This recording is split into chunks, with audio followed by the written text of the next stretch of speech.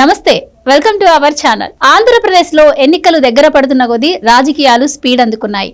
TDP, Janasena, BJP పొత్తుతో second list ని finalise చేసింది. రేపు మాపు అభ్యర్థుల వివరాలు కూడా బయటకు వచ్చే అవకాశం ఉంది. ఇదిలా ఉంటే మరోపక్క వైసీపీ ఇప్పటి వరకు 10 లిస్టులను విడుదల చేసినా కూడా ఇప్పటికీ అభ్యర్థులను ఫైనలైజ్ చేయలేకపోయింది. మరి టీడీపీ, జనసేన, బీజేపీ పొత్తుపై ఇప్పటికే వైసీపీ చాలా రకాల రూమర్స్ అయితే క్రియేట్ చేసింది. మరి ఈ ముగ్గురు పార్టీల పొత్తు రేపు రాబోయే ఎన్నికల్లో ఎలాంటి ప్రభావం చూపబోతుంది? మరి ఈ పొత్తుపై ఏపీ ప్రజల అభిప్రాయం ఏంటి? దీనివల్ల ఎవరికి లాభం, ఎవరికి నష్టం? వైసీపీ పరిస్థితి ఎలా ఉండబోతుంది? ఈ విషయాలన్నీ తెలుసుకునే ప్రయత్నం చేద్దాం. మనతో ఉన్నారు సీనియర్ పొలిటికల్ అనలిస్ట్ అంకంరావు గారు. నమస్కారం అండి. నమస్తే అండి. సో ఇప్పటి వరకు బీజేపీ కలుస్తుందా లేదా అన్న డౌట్ ఉండింది. సో బీజేపీ కూడా యాడ్ అయిపోయింది. స్పీడ్ గానే వ్యవహారాన్ని కూడా జరుగుతూ ఉన్నాయి. మరి సెకండ్ లిస్ట్లో కూడా రేపో మాపో వచ్చే పరిస్థితి కనిపిస్తోంది. అయితే ఇక్కడ ప్రధానంగా సీట్ల పంపకం విషయంలో కొన్ని లీక్లు అయితే బయటకు వచ్చినాయి. దీనిపై వైసీపీ ప్రధానంగా ఏమంటుంది అంటే పవన్ కళ్యాణ్ అప్పుడు పావలా కళ్యాణ్ అయ్యాడు, ఇప్పుడు మరీ సీట్లు తగ్గించి అసలు పవన్ కళ్యాణ్ ఎందుకు రాజకీయాలు అవసరమా అని అంటుంది. ఇక్కడ జనసేన విషయానికి వస్తే సీట్లు తగ్గి బీజేపీకి పెరిగినట్టు మనకు కనిపిస్తుంది. అంటే లిస్ట్ అయితే రిలీజ్ కాలేదు కానీ వార్తలు అయితే అలాగే బయటకు వస్తున్నాయి. సో ఏంటంటారు? అంటే పవన్ కళ్యాణ్ సీట్లు తగ్గటాన్ని ఆయన సాక్రిఫైస్ చేశారనుకోవచ్చా? ఇక్కడ మీరు మంచి అంశాన్ని ఈరోజు తీసుకొచ్చారండి. ముఖ్యంగా పవన్ కళ్యాణ్ గారి గురించి మాట్లాడుకోవాలంటే 2022 ఇప్పడంలో జరిగినటువంటి మార్చి నెల 14వ తారీఖు నాడు జరిగినటువంటి జనసేన పార్టీ ఆవిర్భావ సభ సందర్భంగా చాలా విస్పష్టంగా ఇవ్వటం కూడా జరిగింది. పొత్తుల్లో కలిసే మనం వెళ్తున్నాం. ఇప్పుడున్నటువంటి ఈ ప్రభుత్వాన్ని తిరిగి అధికారంలో రాకుండా చేయాలి అంటే ఒక్క ఓటు కూడా వ్యతిరేక ఓటు చీలకూడదు. దానికోసం నా వంతు ప్రయత్నం నేను చేస్తాను, నేను అందరినీ కలుపుకుపోతాను అని చెప్పి ఆ రోజే చెప్పడం కూడా జరిగింది. ఆ రోజే తన శ్రేణులకి బహిరంగంగా మీరు గనక గత 2019 ఎన్నికల్లో నాకు 10-15 సీట్లు వచ్చినట్టయితే మన పార్టీకి అసెంబ్లీలో మన ప్రాధాన్యత ఉన్నట్టయితే ఈరోజు మన బలం ఏంటో మన బలగం ఏంటో చూపించేవాళ్ళం. అలాంటి అవకాశం లేకుండా చేశారు. అభిమానులు విపరీతంగా ఉన్నారు. అలాగే నేను సీఎం కావాలని కోరుకుంటున్నారు. కానీ నన్ను కూడా అసెంబ్లీలోకి పంపించలేదు మీరు. నేను కూడా శాసనసభలో నా ప్రాతినిధ్యం లేకుండా జరిగింది. మరి ఈ పరిస్థితుల్లో నన్ను నమ్ముకున్న వాళ్ళని, పార్టీని, అలాగే కార్యకర్తలని నేను బలి చేసుకోవడానికి సిద్ధంగా లేను అని ఆ రోజే సంకేతం ఇచ్చాడు. పొత్తుల్లో వెళ్తున్నాము అని చెప్పని. అప్పటికే ఎన్డీఏలో భాగస్వామి ఆయన భారతీయ జనతా పార్టీతో కలిసి ప్రయాణం చేస్తున్నారు. ఆయన అట్లా చెప్పుకుంటూ వస్తున్నాడు. అది పదే చెప్పుకుంటూ వస్తున్నాడు. ప్రజల్లో కూడా పొత్తులు ఉంటాయి అనే సంకేతాన్ని ఆయన ఇవ్వడం కూడా జరిగింది. మధ్యలో ఆయన్ని విశాఖపట్నంలో నిర్బంధించినప్పుడు తెలుగుదేశం పార్టీ అధినేత చంద్రబాబు నాయుడు గారు ఆయనకు సంఘీభావం తెలపటం, ఇవన్నీ జరుగుతూ ఉన్న సమయంలోనే వైఎస్ఆర్సీపీ పార్టీ ఉలికి పడతా ఉంది. దీన్ని పొత్తులు చెడగొట్టాలని వాళ్ళు చేయాల్సిన ప్రయత్నాలన్నీ వాళ్ళు చేస్తూనే ఉన్నారు. చంద్రబాబు నాయుడు గారిని అక్రమ నిర్బంధం చేసిన సందర్భంగా రాజమండ్రి కారాగారానికి వెళ్ళి వారిని పరామర్శించి బయటకు వచ్చిన తర్వాత మనసు చెలించిపోయింది. నేను తెలుగుదేశం పార్టీ కలిసి ప్రయాణం చేస్తున్నాము, పొత్తుల్లో వెళ్తున్నామని చెప్పని తొలుత ప్రకటించింది పవన్ కళ్యాణ్ గారు. ఆ రోజు కూడా తెలుగుదేశం పార్టీ శ్రేణులేమీ ఎక్కడా కూడా వ్యతిరేకంగా మాట్లాడలేదు, స్వాగతించే వాళ్ళు కూడా. ఎందుకంటే ప్రజలు కోరుకుంటున్నారు ఈ పొత్తుని. అది ఇద్దరు నాయకులు గుర్తించారు. గ్రామ స్థాయిలో లోకల్ బాడీ ఎన్నికలు జరిగినప్పుడు, స్థానిక సంస్థల ఎన్నికలు జరిగినప్పుడు కలిసి పనిచేసే చాలామందికి అర్థం కాని విషయం ఏంటంటే వైఎస్ఆర్సీపీకి వ్యతిరేకంగా అక్కడ తెలుగుదేశం పార్టీ గెలుస్తాం అనుకుంటే జనసేన వాడు సహకరించారు, జనసేన వాడు గెలుస్తారు అనుకుంటే తెలుగుదేశం పార్టీ వాడు సహకరించారు.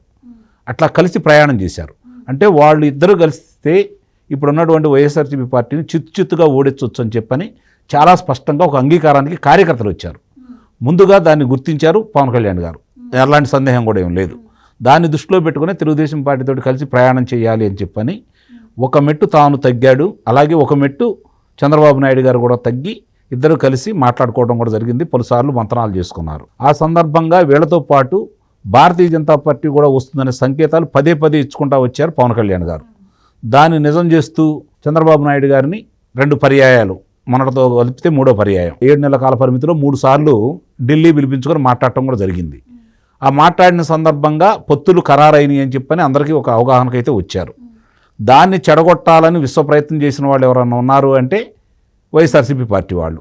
రకరకాలుగా మాట్లాడుతూ మీరు అన్నట్టు పవన్ కళ్యాణ్ గారిని వ్యక్తిత్వంగా ఆయన ఇన్ని సీట్లు తీసుకుంటున్నాడా అంటే డబ్బులకు లొంగిపోయాడా, రకరకాల వ్యాఖ్యానాలు చేస్తూ ఆయన గురించి ఈ పొత్తుని విచ్ఛిన్నం చేయాలని చెప్పని కార్యకర్తలు రెచ్చిపోతే దాన్ని విచ్ఛిన్నం చేయాలని చెప్పని విశ్వ ప్రయత్నం చేసిన మాట మాత్రం వాస్తవమే. వాళ్ళకు అనుకూలంగా ఉన్నటువంటి భారతీయ జనతా పార్టీలో కొంతమంది కూడా దీనికి సహకరించిన మాట కూడా వాస్తవమే. కానీ అక్కడ కేంద్ర నాయకత్వం కావచ్చు, ఇక పవన్ కళ్యాణ్ గారు కావచ్చు, చంద్రబాబు నాయుడు గారు కావచ్చు, ముగ్గురు ఒక అంగీకారంలోకి వచ్చారనే విషయం వీళ్ళకి అర్థం కాల. దానికి నిదర్శనం ఏందయ్యా అంటే ఈరోజు దక్షిణ భారతదేశంలో చంద్రబాబు నాయుడు గారి ఆవశ్యకత ఏందో భారతీయ జనతా పార్టీ గుర్తించింది. రేపు జాతీయ స్థాయిలో కూడా మిత్రులు కలుపుకుపోవాలి అంటే వాళ్ళకు ఒక ప్రత్యామ్నాయమైన వ్యక్తి కావాలి. ఎన్డీఏ కన్వీనర్ గా కూడా ఆయన్ని అంటే అది ఇంకా చెప్పలేను కానీ చెబుతున్నాను, చేసినా చేయొచ్చు ఆయనకున్నటువంటి గత అనుభవాలను దృష్టిలో పెట్టుకొని.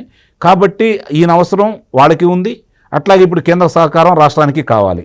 గతంలో 2014 నుంచి 2018 వరకు ప్రయాణం చేసినప్పుడు కొన్ని ఏ విధంగా సహకరించారు, ఇక్కడ పనులు ఎలా జరిగినాయి కూడా మనకు చూస్తూనే ఉన్నాం. కాబట్టి అనుకునేవన్నీ జరగకపోయినా కూడా కొన్ని పనులకు ఆటంకం లేకుండా ముందుకెళ్ళిన మాట వాస్తవమే కదా. అయితే మీరన్నట్టు గతంలోనే ఆయనకు సీట్ల సంఖ్య తగ్గించారు అని చెప్పి ఆయన ఫ్యాన్స్ ని రెచ్చగొట్టే ప్రయత్నం చేశారు. ఇప్పుడు ఆ ఉన్న వాటిలో కూడా మళ్ళీ తగ్గాయి ఇప్పుడు సీట్లు. మళ్ళీ ఇప్పుడు ఫ్యాన్స్ ని రెచ్చగొట్టే అవకాశం ఉందా? అంటే ఆయన పార్టీలో వాళ్ళు వ్యతిరేకించే అవకాశం ఏమైనా ఉంటుందంటారా? సీట్ల సంఖ్య తగ్గింది 1-2% కంటే ఉండదు. వాళ్ళు కూడా ఒక నిర్ణయానికి వచ్చారు. ఆయన ప్రాధాన్యతతో వాళ్ళకి అర్థమైపోయింది పవన్ కళ్యాణ్ గారిది. ఇక్కడ సీటు సంఖ్య ముఖ్యం కాదు, 100% శాసనసభలో అభ్యర్థులు వెళ్ళాలనే నిర్ణయానికి శ్రేణులు కూడా వచ్చి ఉన్నాయి. ఇది ఆయన సుదీర్ఘంగా ఆయన ఆలోచించుకుంది ఏంటంటే ఈరోజు పునాదులు ఎంత బలంగా ఉంటే రేపు పొద్దున భవనాలు అంత పటిష్టంగా ఉంటాయనే సూత్రాన్ని తెలిసిన వ్యక్తి. కాబట్టి ఇప్పటి నుంచి ఓ 10 సంవత్సరాలు పటిష్టంగా వీటిని ఏర్పాటు చేసుకుంటే, మంచి గృహాన్ని నిర్మించుకుంటే అప్పుడు ఎంతమందికైనా ప్రవేశం ఉంటుంది. కాబట్టి మనం అట్లా నిర్మించుకోవాలి అంటే మనం ముందు నుంచి పునాదుల నుంచి పటిష్టంగా ఉండాలి అని చెప్పని ఆయన పునాదులు వేసుకుంటూ వస్తున్నారు. రాజకీయంగా చాలా పరిణితి చెందిన వ్యక్తిగా ఈరోజు కనపడతానే ఉన్నాడు. అలాగే ఎక్కడ తగ్గాలో ఆయనకు బాగా క్షుణ్ణంగా తెలుసు నెగ్గాలంటే. కాబట్టి పొత్తు ధర్మాన్ని ఎక్కడ విచ్ఛిన్నం కాకుండా ఉండేది ఆయనే త్యాగం చేశాడు. నిస్సందేహంగా ఈ విషయంలో తెలుగుదేశం పార్టీ శ్రేణులు ఈరోజు 100% చంద్రబాబు నాయుడు గారితో పాటు పవన్ కళ్యాణ్ గారు కూడా మా నాయకుడు అనే భావనలోకి ఈరోజు వాళ్ళు వచ్చారు. ఇది మంచి శుభ సంకేతం. అండ్ ఇంకో విషయం అండి, ఇక్కడ ఎక్కువగా బీజేపీ గురించి కూడా చర్చించుకుంటూ ఉన్నారు. బీజేపీకి 1% కూడా ఓట్ పర్సెంటేజ్, అన్ని సీట్లు అవసరమా అని కొంతమంది అంటున్నారు. అండ్ ఇంకోటి ఏంటి అంటే బీజేపీతో యాడ్ అయితే మైనారిటీ ఓట్లు కూడా దూరం అవుతాయి అంటున్నారు. ప్రజల్లో ఒక క్లారిటీ అయితే మిస్ అయింది. సో ఏం చెప్తారు అంటే టీడీపీ చాలా తప్పని నేను మాట్లాడుతున్నాను. ఎందుకంటే తెలుగుదేశం పార్టీకి ఓటేయము అనుకున్న ముస్లిమ్స్ మొత్తం కూడా, క్రిస్టియన్స్ కూడా ఇప్పటికీ వైఎస్ఆర్సీపీ పార్టీలోనే ఉన్నారు. గతంలో 2019లో ఇదే భారతీయ జనతా పార్టీకి వ్యతిరేకంగా చంద్రబాబు నాయుడు గారు పోరాడారు కదా. ఆ రోజు వాళ్ళు వచ్చి గొంప గుర్తుగా ఇటేం ఓట్లు వేయలేదుగా. అప్పుడు కూడా వైఎస్ఆర్సీపీ పార్టీకి వేశారు కదా. ఏమి నమ్మి ఓట్లు వేశారు వాళ్ళు? వైఎస్ఆర్సీపీ పార్టీని ఏం చూసి ఓట్లు వేశారు? తెలుగుదేశం భారతీయ జనతా పార్టీ మైత్రి బంధం ఉన్నప్పుడు గెలిచినప్పుడు వాళ్ళకి ఏమైనా ఇబ్బందులు జరిగినాయా? లేవు కదా. అయినా సరే వాళ్ళు ప్రేరేపితమై కొంతమంది చేసిన దానికి అపోహలు నమ్మి ఆ రోజు ఓట్లు వేశారు. ఇప్పుడు దాడులు ఎవరి మీద జరిగినాయి? ముఖ్యంగా దళితుల మీద జరిగినాయి, బీసీల మీద జరిగినాయి, మైనారిటీల మీద జరిగినాయి. ఆత్మహత్యలు చేసుకుంది ఎవరు? వీళ్ళే కదా, ఈ వర్గాల వారే కదా. ఈరోజు వాళ్ళు సంపూర్ణంగా తెలుసుకొని ఉన్నారు. అయినా సరే తెలుగుదేశానికి ఓటు వేయకూడదు అనుకున్న వాళ్ళు ఇంకా వైఎస్ఆర్సీపీ పార్టీతోటే ఉన్నారు. అందుట్లో ఎలాంటి సందేహం కూడా లేదు. ఇప్పుడు మీరు అన్నారు ఓట్ల శాతం గురించి. భారతీయ జనతా పార్టీ చాలామంది చాలా రకాలుగా మాట్లాడుతున్నారు. కానీ భారతీయ జనతా పార్టీకి ఓట్ల శాతం లేక కాదు. ఆంధ్ర రాష్ట్రంలో స్వతంత్రంగా కూడా ఇక్కడ లోక్సభ స్థానాలు గెలిచిన సందర్భాలు ఉన్నాయి. వాళ్ళు 1998 కావచ్చు, 96 కావచ్చు గెలిచిన సందర్భాలు ఉన్నాయి. ఉన్న సందర్భంలో కూడా వాళ్ళు ఇక్కడ వాళ్ళ యొక్క పార్టీని ప్రతిష్టం చేసుకోలేకపోయారు. అది మాత్రం వాస్తవం. కానీ వాళ్ళు మనం చేసింది ఏంటంటే 2019లో వాళ్ళకున్న ఓటు శాతం కూడా మనం ఎటు గెలవట్లేదు కాబట్టి, తెలుగుదేశం గెలవకూడదు కాబట్టి భారతీయ జనతా పార్టీ వాళ్ళు ఓట్లు అన్నీ కూడా తీసుకెళ్లి గంపగుత్తుగా వైఎస్ఆర్సీపీ పార్టీ గారు వేయటం కూడా జరిగింది. ఈ రోజు ఆ పార్టీకి వాళ్ళు నిలబడుతున్నారు కాబట్టి వీళ్ళతో కలుస్తున్నారు కాబట్టి ఆ ఓట్ల శాతం కూడా వచ్చి వీళ్ళతో కలిసినందువల్ల, ఇంకోటి ఎందుకు కలుస్తున్నారు ఓటు శాతం గురించి మాట్లాడుతున్నారు కదా.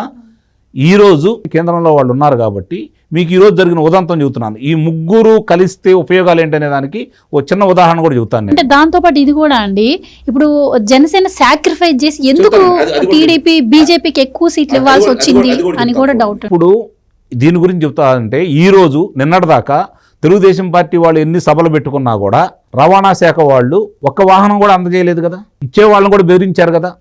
ఈరోజు భారతీయ జనతా పార్టీ కలిసి రేపు 17వ తారీఖు నాడు చిలకలూరుపేటలో సమావేశం ఏర్పాటు చేసుకుంటున్నారు అనంగంలోనే ఈరోజు రవాణా శాఖ వాళ్ళు మీకు ఎన్ని వాహనాలు కావాలని అడిగారంటేనే దాని అర్థమైపోతుంది కదా. అంటే కేంద్రంలో అధికారంలో ఉంది. ఇక్కడ ముఖ్యం కాదు, ఇక్కడ ఎంత శాతం ఉందనేది ముఖ్యం కాదు. ఈరోజు వ్యవస్థలే అనుకూలంగా పనిచేస్తున్నాయి, వ్యతిరేకంగా పనిచేస్తున్నాయి. తెలుగుదేశం పార్టీకి, జనసేనకి వ్యతిరేకంగా పనిచేస్తున్నాయి. ఇప్పుడు ఒక శాఖ వచ్చేసింది దీంట్లోకి, అనుకూలంగా మారిపోయింది. ఇట్లా రేపొద్దున ఎన్నికల నాటికి ఏ శాఖ వాళ్ళ దగ్గర ఉండదు. ఈరోజు వాళ్ళ దగ్గర నాయకులు లేరు. బాగా గుర్తుంచుకోవాల్సింది ఏంటంటే వైఎస్ఆర్సీపీ పార్టీ దగ్గర నాయకులు లేరు, కార్యకర్తలు లేరు, వ్యవస్థలు మాత్రం ఉన్నాయి, డబ్బులు మాత్రం ఉన్నాయి. ఇప్పుడు వ్యవస్థలు కూడా వాళ్ళ దగ్గర నుంచి దూరం అయితే డబ్బు ప్రభావం ఉండదు కదా. కాబట్టి దాని గురించే రాష్ట్ర ప్రయోజనాలను దృష్టిలో పెట్టుకొని, వాళ్ళ యొక్క కేంద్రంలో ఉన్నటువంటి ప్రభుత్వాన్ని దృష్టిలో పెట్టుకొని, పార్టీ శ్రేణులను దృష్టిలో పెట్టుకొని వాళ్ళని కాపాడుకునే భాగంగానే జనసేన అధినేత పవన్ కళ్యాణ్ గారు, అలాగే తెలుగుదేశం పార్టీ అధినేత చంద్రబాబు నాయుడు గారు కూడా ఒక అవగాహనకు వచ్చి వాళ్ళతో కలిసి ప్రయాణం చేస్తున్నారు. ఒంటరిగా వెళ్ళినా అధికారంలో వస్తుందనే అభిప్రాయం ఉన్నా కూడా తిరిగి కోలుకోలేని విధంగా, తలెత్తుకోలేని విధంగా ఈరోజు వైఎస్ఆర్సీపీ పార్టీని ఇంటికి పంపించాలి అంటే మైత్రి కావాలి, కేంద్ర సహాయ సహకారాలు కావాలి. చాలా స్పష్టంగా ఒక అవగాహనకు వచ్చేసి కార్యకర్తలను కాపాడుకోవడం కోసం, రాష్ట్రాన్ని కాపాడుకోవడం కోసం మాత్రమే పొత్తులో భాగంగా భారతీయ జనతా పార్టీ వెళ్తున్నారనేది సుస్పష్టం. ఇందాక మనం ఒక మాట అనుకున్నాం, ఈ 3 పార్టీలు కలిసి వెళ్తే ఏపీ ప్రజలు దీన్ని ఎలా స్వీకరించే అవకాశం ఉంది అని. నిస్సందేహంగా స్వీకరిస్తారండి. ఇప్పటికే ఒక తెలుగుదేశం పార్టీ శ్రేణులు మొన్నటిదాకా ఎందుకు మనం ఒంటరిగా గెలవచ్చు కదా, మనకి పవన్ కళ్యాణ్ గారితో ఎందుకని భావించిన వాళ్ళు మొన్న జరిగినటువంటి సభ సందర్భంగా, బీసీ గర్జన సందర్భంగా ఆ రోజు చంద్రబాబు నాయుడు గారి గురించి పవన్ కళ్యాణ్ గారు మాట్లాడిన మాట ప్రతి తెలుగుదేశం పార్టీ కార్యకర్త మనసులో బాగా చొచ్చుకుపోయాడు ఈరోజు పవన్ కళ్యాణ్ గారు. కాబట్టి ఈరోజు చెబుతున్నాను, మీరు గుర్తుపెట్టుకోండి, ఆయన తీసుకున్న 21 స్థానాలు శాసనసభకు కావచ్చు, 2 లోక్సభ స్థానాలకు కావచ్చు, 23 గెలుస్తున్నారు వాళ్ళు. ఇది మీరు రాసి పెట్టుకోండి. అంటే ప్రజల్లో అంత బలంగా వెళ్ళిపోయారు. రేపు పొద్దున మీరు అన్నట్టు ఎంతో కొంత వ్యతిరేకత ఉన్నమాట వాస్తవమే భారతీయ జనతా పార్టీ. కానీ ఈరోజు అవసరాలు ఏంటో నాయకులు ప్రజలకు ఒప్పిస్తున్నారు, నాయకులకు ఒప్పిస్తున్నారు. రేపు పొద్దున్న వాళ్ళు ఈరోజు ఏ విధంగా అయితే జనసేనాని తెలుగుదేశం పార్టీ శ్రేణుల యొక్క మనసును గెలుచుకున్నాడో, రేపు కూడా భారతీయ జనతా పార్టీ నాయకులు కొంతమంది చెడగొట్టాలని ప్రయత్నం చేసే కొంతమంది దుర్మార్గులు ఉన్నారు. వాళ్ళు అలాంటి ప్రయత్నం ఇప్పటికీ చేస్తున్నారు ప్రసార మాధ్యమాల్లో. వాళ్ళని అదుపులో పెట్టి రేపు పొద్దున రాష్ట్రానికి జరగబోయే మంచి కార్యక్రమాలు ఏంటి, గతంలో ఏం చేశాము, ఎక్కడ ఏమి చేస్తే రేపు రాష్ట్రం పురోగతి సాధిస్తుంది, కొన్ని చేతల ద్వారా అంటే రాష్ట్ర రాజధాని అమరావతి ప్రాంతం, దాన్ని ఏకైక రాజధానిగా మేము గుర్తిస్తున్నాము.